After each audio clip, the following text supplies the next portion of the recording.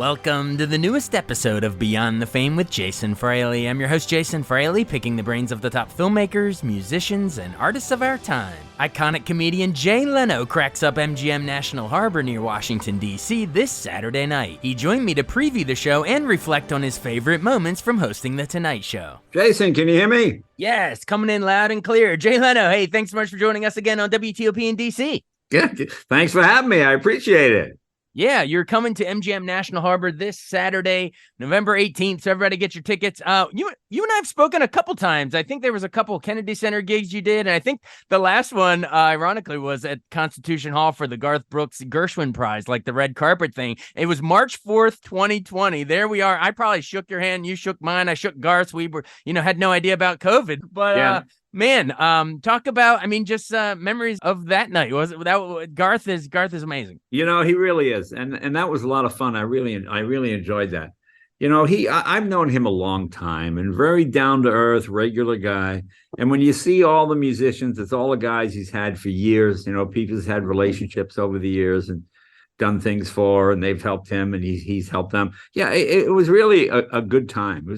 It was so funny to see political foes singing along to the songs. I go, wow, that's something you don't see very often. You don't see, they were all singing, Friends in Low Places and Ain't Going Down Till the Sun Comes Up and Keith Urban on the guitar. Man, that was a crazy night. Friends in Low Places, you couldn't be a better place than Washington, D.C. for that. Yeah, lots of friends in low places there. Yeah, they think they're in high places, but we got to knock them down a peg, man. But yeah, it dawned on me. I was like, wow, that was like the many people's last outing before, the pandemic. So that was crazy. Well, now that you're back, I assume, sidelined by pandemic for a little bit, but now you've probably been back on the road for a little bit now, right? So about a year and a half. I'm having a good time. Something, I just took politics out of my act. I'm just so sick of, you get to the point where you mention one candidate's name and ooh, boo, yay. And, you started, today Biden said, or Trump said, ooh, and they want to know the punchline before they laugh at it. So is it pro my guys again? I just took it out and boy, it makes a big difference. Ticket sales are up like 30%. I think people just want to hear a comedy show. Just have fun, have a good time. Can we just get away for this for 5 minutes? I do a few things, but nothing. I'm not giving a lecture. I'm tired of going to shows and I have to listen to a speech, either sing or dance or whatever it is you do and do that and get out some. And that's what I like doing. And it's really been fun. That's probably smart too, because man, the days of, Reagan and Tip O'Neill sharing a drink afterwards are long gone. I don't know if it's just social media or 24-hour cable news, but you're right. It swallowed the whole conversation where it's almost you don't really get news, jokes with it. But you don't really get news anymore. You get opinion. Yeah, exactly. You watch MSNBC, you get one opinion. You watch Fox, you get another opinion. Oh, okay. Somewhere. What's so funny? I watched my buddy Bill Maher the other night, and he had Ted Cruz on. And watching these two opposites get along was actually enjoyable. I went, oh, okay. I'm one of those centrist people. I'm sort of in the middle. I go, I understand now. Oh, I see that. But you can't be that anymore. And you've always got to be one side or the other. And I just enjoyed seeing them disagree on something but both still laughing and shaking hands and having a good time. So that's where I think the answer lies. Absolutely. And you'll get folks of all stripes coming out to your show at the National Harbor. So it's going to be a fun time. Now, whenever I have, a legend like yourself, sir. Yes, that means I'm old. Thank you. You're still cutting edge, every step of the way. No, but I love to sort of paint somewhat chronological journey. So I know you were born in New Rochelle, New York in 1950. Born in New Rochelle, New York. Yeah. Hey, that's a great year, by the way. Sunset Boulevard, All About Eve. That's a legendary year of Hollywood, if you ask me. 1950, baby. But what was young Jay Leno like? Were you into cars even back then, or was it? Anything that rolls, exploded, and made noise, I enjoyed. The comedy boom really started when I got into it when I was 19, and that's when you see. Prior to that, all the comedians have been old Jewish guys who grew up during the Depression. Hey, the kids today, they have so long, the pants are too damn tight. Hey, these hippies, that kind of stuff. And then you had a whole class of Carlin, Richard Pryor, Robert Klein. Suddenly there were comedians who were like just a couple of years older than me, but had the same sensibilities I had and people in my age group had. And that's when the comedy boom sort of began, because prior to that, it was guys, yeah, my wife, I tell you, I used to love Rodney. Rodney was the best at that. I love the Rodney joke where he said, my credit card got stolen. Did you report it? No, I didn't report it because the guy's spending less money than my wife. I thought that was I always thought that was a great joke. He did me a favor by stealing it. Yeah, I knew Rodney for almost 40 years. I have no idea whether he was Republican or Democrat. All we ever talked about when we got together was jokes. And the jokes wasn't tainted by a personal opinion or how he felt or anything. It was just purely the power of the joke, My favorite joke of his was I went past the bar. It said topless and bottomless. So I went in. There was nobody there. It just makes me laugh. I think it's just a perfect joke. It's the economy of words. It's short. It's to the point, and you move on quickly to the next joke. But yeah, Rodney was the master of that. I really careful saying bottomless bar, short and to the point. Yeah, exactly. There you go. Hey. Oh, that's great. Well, hey, all right. So then moving, chronologically then. So your first appearance sort of on the Tonight Show with Carson was in 77. You became a regular substitute host in like 87 and finally got the show officially as the host in 92. That's like like a 15-year buildup or something to that gig. But what did Carson mean to you? You mean you're doting on Dangerfield, but Carson that helped make your career. Oh, of course. People don't realize the Tonight Show is the first one that really counts. When you're coming up, there's so many shows. You do Mike Douglas and the Dinosaur Show, and even who was that ventriloquist guy that had a show? Waylon Flowers and Madam. There are all these shows that you did before you did the Tonight Show, but the Tonight Show is the one that really officially put you in show business. And, the power of television back in those days was really much stronger. People have so many other outlets. You can watch channel 2, 3, 680 now, but then you had 2, 4, 5, and 7. That was about it. And if you watch TV at night, Carson was the only thing on. I mean, they'd have a Hopalong Cassidy movie or something on another channel, but Nightline was still years ahead in the future. And so were a lot of other ones. So Johnny really ruled the roost. So when you were on Carson, literally almost everybody in America saw you the next day. People would stop you on the street. Now you probably have to do a half a dozen or a dozen TV appearances. People go, "Who's that?" I mean, you hope it goes viral or something. Yeah, I mean, everybody had the same everybody had access to the same information, the same news. I see that in comedy. One of the mainstays of comedians for years was, hey, you ever see that commercial where the guy does this? And people go, oh, yeah. And then you do the joke based on whatever it is. Nobody knows commercials anymore because you watch streaming and watch other people. People go, no, I never seen that commercial. What? Now, the one? I don't know. I noticed a change for me when I would go, my next guest has sold more albums than Elvis and the Beatles combined. Please welcome, who is this? Right. Yeah, exactly. I never heard of his album. No, I missed that beat. I'm with you. Yes, there's a lot of great stuff with technology and the variety and diversity and everything. There are positives, but I do mourn that sort of the waking up the next morning, the communal experience. We could all Monday morning quarterback the same thing, or even the sitcoms, MASH, Seinfeld, Friends. No one does those numbers anymore because even the big Game of Thrones, whatever, it's a pop culture thing, but it's still a fraction of the overall society. And I don't know, it's so splintered. I don't know if we ever get that back, sadly. But I remember once in the 80s, at NBC at the Cosby Show, they're worried because only 49% of the people watched it. It was down from 53% the week before. I mean, half the entire country was watching the Cosby. Those days are gone when everybody would watch. It was like a golden age of late night. You're right. And speaking of half the audience watching one channel versus the other, talk about and we'll put it in a positive light, but a friendly rivalry with David Letterman. What strengths do you think you each had? What did you bring to the game versus David bring to the game? It was a friendly rivalry. I mean, everybody else made it much worse than it was. People like to pit rivals even if it's not real, Yeah. I mean, David and I had a mutual, I think, admiration. Well, still do.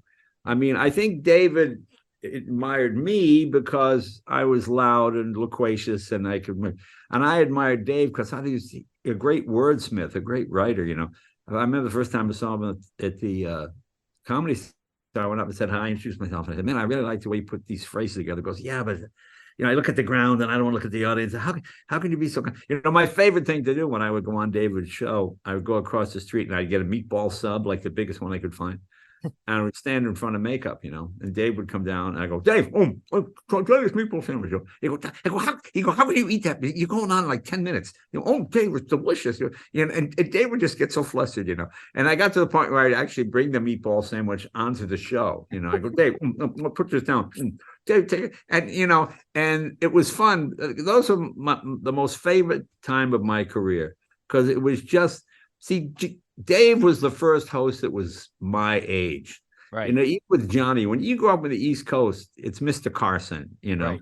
And I go, thank you, Mr. Carson. It's Jay, it's Johnny. Okay, Johnny. I couldn't call him Johnny. He's like my father's friend's age, You sounded a little like Jack Nicholson there. You sounded like he was Johnny first. Exactly. Yeah, you were peers. It was probably more lively. It was my favorite time. I really enjoyed it.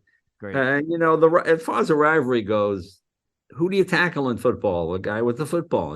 I had the football, the Tonight Show. But I think we both did pretty good out of it. I mean, I was lucky enough to get the ratings. Dave was lucky enough to get the critics. So I would have switched places and he would have switched at either point, Yeah, I'll take that one for all. You take this one for all. Yeah. I mean, I think we both did well. I think it helped. I think it made each show better. Competition only improves the breed, I think. Yep, absolutely. Rising tide raises all boats. I think it worked out pretty darn well for both of you. Don't see me complaining. That's cool to hear you say, he taught you some wordsmith. Maybe you taught him a little showmanship, and the rivalry raised both your games. So, now I'm just gonna brag on you for a little bit specifically. We gave Dave his time, but I'm gonna brag on Jay Leno for a second. I thought you were so good interacting with people in those jaywalking segments. Was that one of the more fun bits you did, getting to be out and about and see the crazy stuff people would say? Well, that was my favorite thing because we never spoke to more than 20 people a night because we had a show to do the next day. And we always got something from everybody, and that's what the number of people. My favorite question was, how was Mount Rushmore formed? And an answer we got more than once was erosion. The weather just wore down Lincoln's nose. Just perfect. Well, not only did the wind and rain pick 4 presidents, it picked 4 of our greatest presidents. Just wind and rain. And oh my God, it's Thomas Jefferson, ladies and gentlemen. And people didn't think that was the least bit, and just the number of people you meet that don't think we actually walked on the moon. And, my favorite is when we get people go, oh, Jay, I love you, jaywalk. I love those stupid people you talk to on the street. I go, yeah. Hey, who was our first president? Abraham Lincoln. Okay. Hey, nice talking to you, Exactly. People, exactly. It made us feel better about ourselves, but really, exactly. If we had the microphone in our face, we probably would be thinking it was raining chisels in Mount Rushmore. Well, I'll tell you, there was a secret to jaywalking. The secret was talking to people between 19 and 35, because above 40, they tended to know the answers, and 15 and under, they knew the answers. But there's something hormonally that happens to people. You get to be in their 20s and 30s. Well, do I look good enough for that? Will men find me attractive? Will women find me handsome? They have all these things going through their mind when they're on camera, and they're not really concentrating as much as they should. And I was always amazed at the number of mistakes people would make. It was just unbelievable. I remember talking to a guy. He had a sweatshirt on that said "fire," and it had a logo. It was a big words "fire." And I said to the guy, can I ask you a question? Okay, finish that. Where there's smoke, there's forest. No, where there's smoke, there's what? And we're focused on his T-shirt, and it says fire. And he couldn't get it. It wasn't planted. And I was laughing so hard. I go, think about it, sir. Where there's smoke, there's what? What is there? Okay. Just point to his shirt. He's like, no, I'm not looking down. You're going to get me with the boop thing. You're like, no, literally, look at your shirt. That's what I said. I said, you know what's on your shirt? He goes, what? Yeah, it's a T-shirt. It's a shirt. Yeah, but what? Oh, fire? Yeah, fire. What? That's great. I love that. I love that's one of my favorite bits. That's great. Well, it wasn't average folks on the street making blunders. It was also, copy editors and headline writers. I love when you did headlines and you would show, was that one of the more funny, in studio bits you got to do, just to see the double entendres and all the errors and people making? Yeah, that was fun. my favorite one was I said to the audience, there's a reason women make great advice columnists. There's Ann Landers, there's Dear Abby, they're all women, but there was one called Dear John, a guy named John. And I read one of his. This was the letter. This woman wrote, Dear John, says, my husband and I'm 31, my husband is 34. We've been married for 10 years. I got up to go to work, and we have a minivan, whatever it was. I got 2 miles from our home, and the car stalled. I couldn't get it restarted. I walked it 2 miles back. It took me like 20 minutes. And when I walked in, I found my husband in bed with a 19-year-old neighbor. I confronted them both. They admitted they'd been having an affair for the last year. I'm heartbroken. I want my husband to go to counseling. He refuses. What should I do? Dear heartbroken. A car can stall for many reasons. The fuel filter may have been clogged. I would do that first. Check the back. And it was just like, it just killed me. That was his problem. Oh, well, the car stopped. Well, that's your problem. That was just my favorite, because it was like, it's a typical guy answer. Can be oblivious to the emotional impact of any of this. Just, probably the fuel filter was clogged. Had the car been sitting for a while, perhaps it was old gasoline. Fun. Oh, that's so good. I mean, yes, you never know what's going to come out of that. That's a great story. Thanks so much. And then in terms, I guess, just final thing on Tonight Show, like in terms of like the guests, I mean, you hosted so many, so I'm sure all the guests run together. It's hard to name a favorite, but like, I think last time you told us maybe Sean Connery or Rickles or Bob Newhart, something like Sean that. Connery, who was great was Barack Obama. Oh, yeah. It's interesting because if you think back, Hillary had the nomination locked up. And all of a sudden, this guy came out of nowhere, Barack Obama, announced he's running for president with a name that was so odd to most Americans. So I called him up and I said, hey, you want to come on the show? Oh, yeah.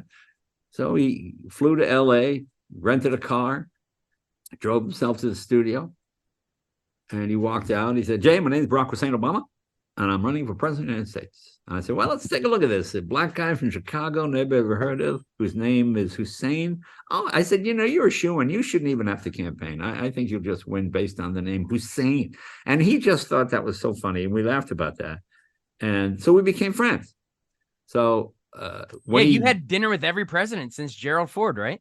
Yeah. So, but anyway, to finish that story, the next time he came on the show, he came on as president of the United States. And at that time, when the presidential limo would pull in, the whole parking lot was tented so that a satellite from overhead could not tell where the limo was going, that kind of thing. And Obama had given me his cell phone number, which I still had from when I called him. So this is what happens when you go up in a small town. I still have the same idiot friends I had in 8th grade. So I'm telling my buddies, Obama gave him, let's call him up. I'm not going to call him. He's probably, no, you don't have it. Nuh-uh. So finally I said, what is it? Okay, it's 3:00. Okay, what is that? It's 12 o'clock back. It's 6 o'clock. It's not. Let me make. All right, you want? So I dial the phone. I got it on speaker. I go, I hear Rock here, Mr. President. Yeah, Jay Leno. What can I do for you, Jay? Should I lose this number, Mr. President? Lose the number, Jay. Click. Yeah, hilarious. Really? Oh, yeah, really funny. It just made me laugh. Hung right up on you. That's great. And I think, and I would love to tell our listeners, sorry, because I've talked to so many of, I just had Craig Ferguson on the other day. And by the way, he says he doesn't miss the grind of doing the Late Late Show. He loved the experience, but Craig Ferguson. I'm glad I'm not doing it anymore. But yeah, I always hear everyone's interview style. And Craig was saying he didn't, he tried not to read the book or watch the movie or whoever was coming on, but wasn't your style? Didn't you say you liked giving guests a heads up? Like, for instance, like the Hugh Grant scandal thing, you would go in the dressing room and be like, hey, I got to ask you this, right? It's not an ambush show. I never liked those kind of things where, how do you explain this, Mr. So-and-so, Yeah. So, I mean, I did say to him, I said, look, I got to ask you, you can answer any way you want, but we can't avoid it. Okay. And I find that's best because sometimes you can win the battle, but lose the war, I mean, a lot of times I would watch shows where a guest would just get humiliated by the host. Yeah. And the audience would laugh, but the guest would never come back. So sometimes you have to kind of pull back a little bit. You're a comedian when you're doing the monologue and the first bit, but the rest of the time you're just a host and let the other people be funny. Absolutely, absolutely. Well, you hosted it from 92 to 2009, and you had a great run. Then you came back from Actually 2014, but that's well, I was gonna say 92 to 2009. Then yeah. you like switched the time slots and then you came back 2010 to 2014. I'm not gonna ask you about the whole Conan thing again. You have to listen to the archives for that, folks. But do you miss it though? Do you No, at some point I shouldn't have to know all of Jay-Z's music. Yeah. When you're, like I say, when you're 40 and you're talking to a 28-year-old supermodel, it's sexy. When you're 65, you're the creepy old guy. Yeah. And that's where it is. I mean, I did it for 22 years. I enjoyed it. It was great fun. And plus, things change. I use Johnny's model of never sort of giving away your politics. You make fun of both sides, so you get angry letters and good letters from both sides. Well, you and your Democratic friends. Well, I hope you and your Republican buddies. And that's what you want. Now we live in an era where you've got to say which candidate you're for, and people have to know what you had for lunch, and it's a whole different thing. Absolutely. And I guess before, as we wind down here, what else you got going on in addition to the stand-up? I know you did Jay Leno's Garage. Now you're doing You Bet Your Life. Wasn't that originally hosted by Groucho Marx? Talk about big shoes. That's a great legacy. Yeah, someone said to me that, how does it feel replacing Groucho? I go, first of all, the show ended in '61. Okay, if you still remember Groucho, you've got to be over 90 years old, So yeah. it's a whole different show. But I appreciate you taking the time. We'll see you Saturday. Absolutely, everyone. Saturday, November 18th, Jay Leno at MGM National Harbor. Get your tickets. Thanks so much. Hey, thanks a lot. I'll see you later. Thanks for taking the time, Jason. Appreciate it. Of course. I really, really appreciate it. Thanks. Thank you, my friend. Thanks so much for listening to Beyond the Fame with Jason Fraley. Our theme music is Scott Buckley's Clarion. Remember to give us a 5-star rating if you like what you hear. We'll see you next time.